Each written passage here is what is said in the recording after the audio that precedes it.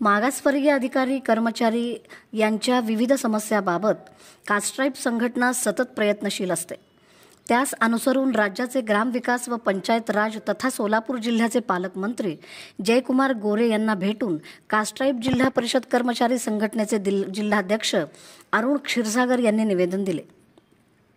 जिल्हा परिषद सोलापूरसह संपूर्ण महाराष्ट्रातील जिल्हा परिषदेमधील मागासवर्गीयांची सरळ सेवेची रिक्त पदे भरण्यात यावीत, तसेच मागासवर्गीय अधिकारी कर्मचारी यांच्या थांबलेल्या पदोन्नत्या तात्काळ सुरू करण्यात याव्यात, तसेच सर्वसाधारण बदल्यांचा दिनांक 15 मे 2014च्या शासन निर्णयात सुधारणा करण्यात यावी।